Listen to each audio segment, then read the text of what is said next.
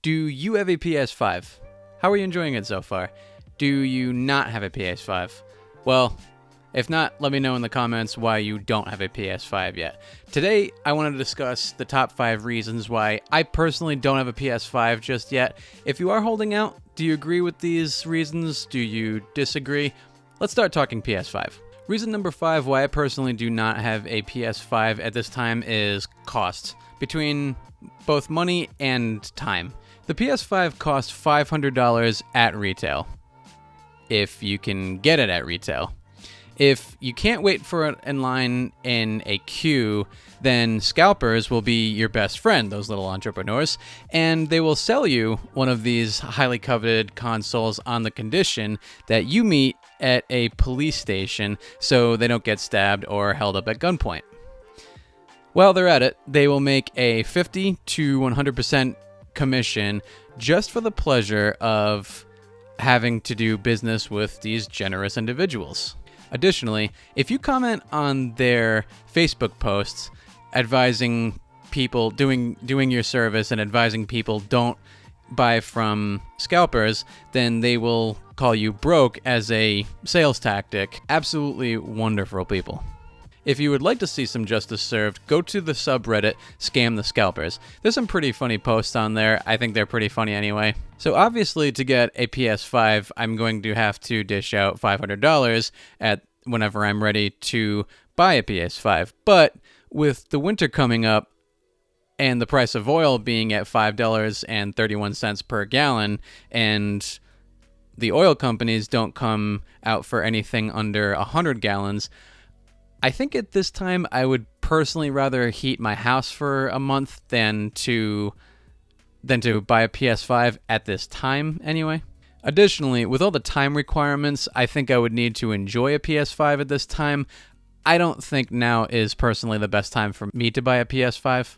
Reason number 4 that I personally have not bought a PS5 at this time is I'm a late bloomer. I got my Switch in November of 2017 when it was a few months after its initial release, and that was actually pretty early for me. I bought a PS4 after coming off the PS3 for so many years in October of 2018. I bought a PS4 Pro bundled with Red Dead Redemption 2.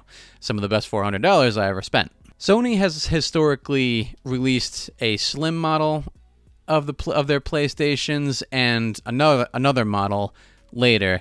So with the PS4, they had their Pro version.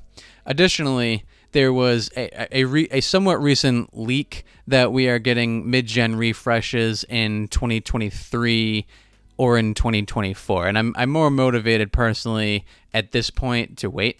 Reason number 3 I'm waiting for a PS5 is my backlog. If I were to wait to stop buying games right now and wait until I bought a new game until I finished all my existing games, I would have at least the next year or two to finish games. Just to name a few games I would have to finish, there would be Mass Effect Legendary Edition, Guardians of the Galaxy, Horizon Zero Dawn DLC, Tony Hawk's Pro Skater 1 and 2, Battlefield 1, I'll never finish that. 10 games in the Kingdom Hearts all-in-one package. Resident Evil 2.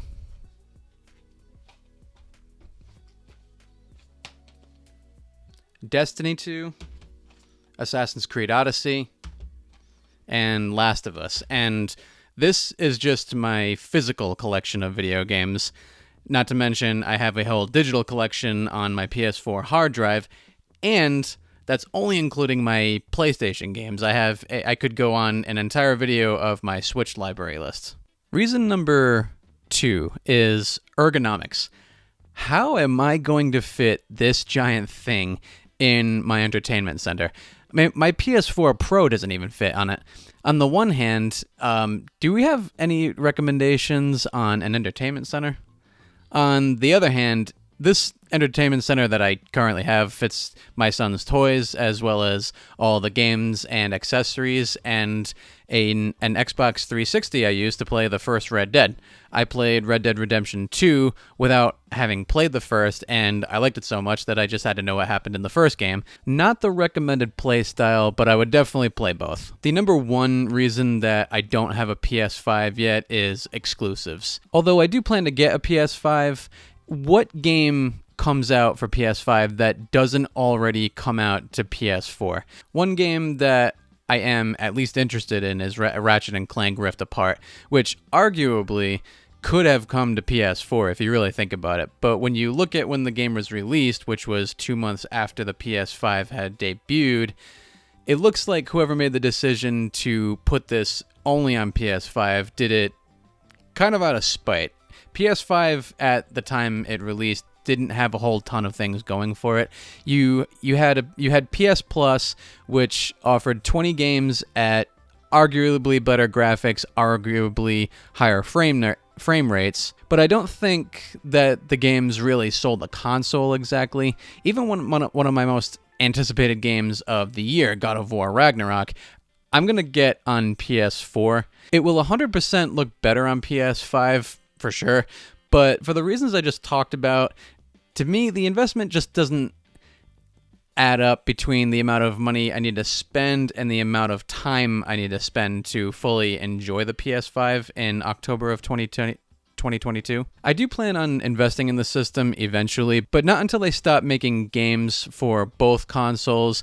Maybe they have a smaller console and I finish at least some of my backlog and I save money to buy it. So this video is strictly my personal opinion. I would like to know what your opinion on the PS5 is. This is not advice for you to personally approach PS5. If you have it, great. I hope you enjoy it, and I hope it's wonderful for you. If you do have a PS5, share in the comments why it's awesome and how you think it's better than PS4 for you. If you don't have it, then let us know in the comments why you haven't exactly invested in it.